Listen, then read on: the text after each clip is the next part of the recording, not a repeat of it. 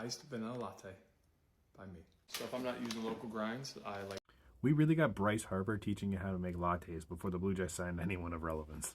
I'm sure you've seen by now, but on Friday the Blue Jays signed Jeff Hoffman to a 3-year, $33 million deal. Given the state of the Blue Jays bullpen last year, this was desperately needed, especially after the Blue Jays lost Jordan Romano to the same Phillies where we got Jeff Hoffman. Now, Hoffman had a career year last year in 2024. Through 66 and a third innings, Hoffman managed to put together a 2.17 ERA, a .96 whip, 10 saves, and 89 strikeouts.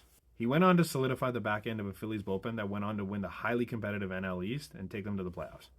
Now, here's where things get a little bit concerning. First of all, Hoffman wasn't very good in that 2024 playoffs. He had 3 outings against the Mets, one of which he only needed an out. The other 2, he gave up 3 in both, kind of costing the Phillies both of those games. Now, this might not mean anything. It could just be 2 bad outings from Hoffman.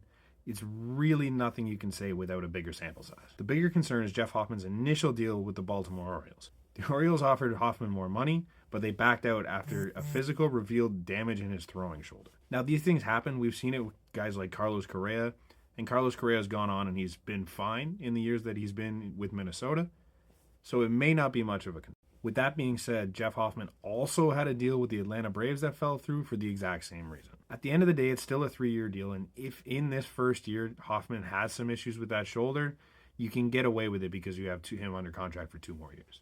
I would love to see this all mean nothing and have Jeff Hoffman be the back end of the bullpen guy that we need, but you never know. I guess we'll see. What do you think of the move? Are you concerned?